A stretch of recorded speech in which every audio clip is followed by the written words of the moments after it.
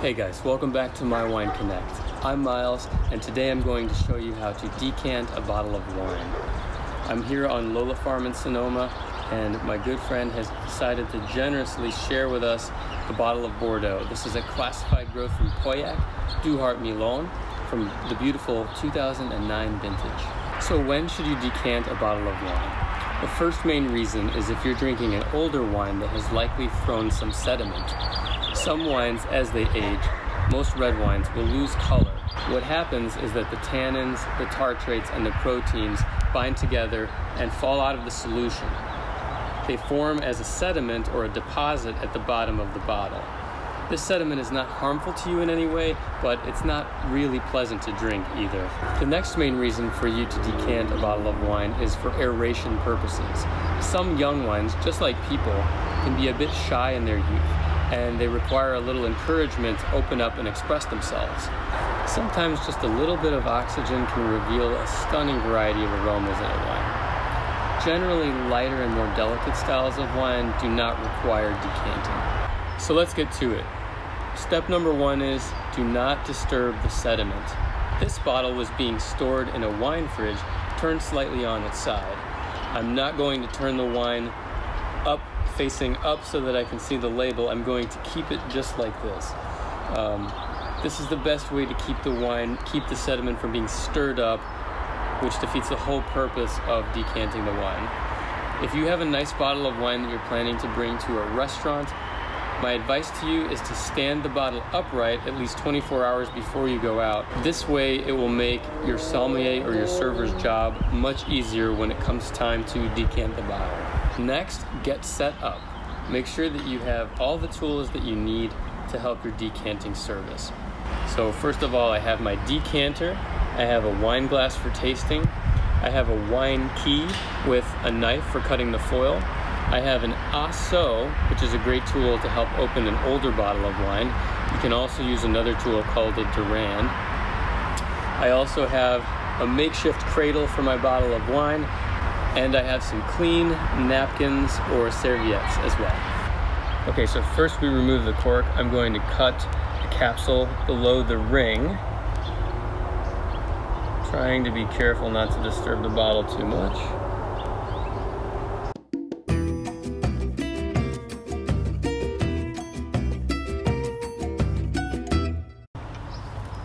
I've actually added a little bit of elevation underneath the cradle. So now I'm using the asso. This is a great tool. The way you want to use it is first insert the long prong, and then the short prong comes next. So long prong goes in,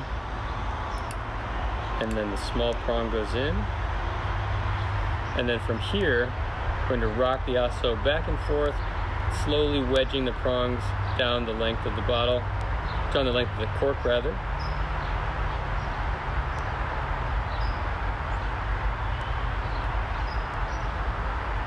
Now that the asso is in place, we're going to slowly pull the cork out while twisting at the same time.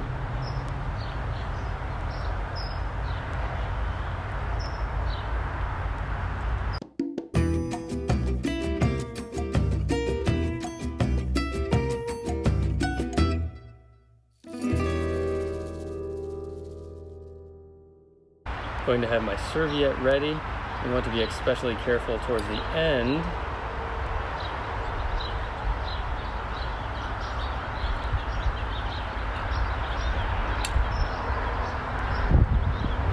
There we are. Remove the cork. We now have a nice clean cork. And I'll use my serviette just to wipe the lip. Next, I'm going to set my light source. You can use a candle, you can use a small flashlight. I'll be using my iPhone. Position the light directly under where I'm decanting. So I'll gently take the bottle, and I'll be watching the neck of the bottle to see the sediment as it arrives. And I'm going to pour the wine just gently down the side of the decanter, positioning the bottle over the light so that I can watch through the shoulder and the neck of the bottle. See if I see any sediment.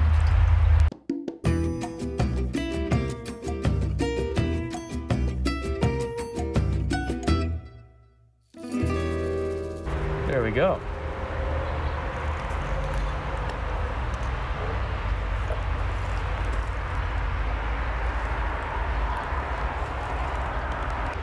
Now I'll pour a taste. So we are attacking this wine in its youth pretty early on in its drinking window. I'd say that probably this year, this is a 2009, it's 11 years old, 12 years old now actually, right? This will be the right time, this will be the earliest time that you could start drinking the Du Hart Milan. It probably has a whole nother decade of life in it, but I'm really excited to try it. Wow. This wine smells amazing. I mean, first of all, there's a lot of like dark cherry, little cassis fruit, and then lots of graphite. And there's a real gamey quality to this that I love. It's kind of a leathery sort of hung game, leather hide, and wow, just bursting with spice, bursting with earthiness and dried flowers. This wine's gonna be phenomenal. Most types of wine really aren't built for aging, but there are a few examples that can really run the long haul. Some examples would be Bordeaux, Barolo, Brunello di Montalcino, Rioja, Hermitage from the Northern Rhone, and lots of actual German Riesling for the whites can age for a long time. If you have a special bottle of old wine that you're waiting to open, the best way to find out the perfect time to open it is to get in touch with either the grower, the winery, or the merchant who sold you the wine. Most of the time they're really happy to talk with their final customers, and they'll know better than anybody when is the perfect moment to come in and drink that wine. So cheers guys, thanks for watching. Don't forget to like and subscribe to My Wine Connect, and we'll see you next time.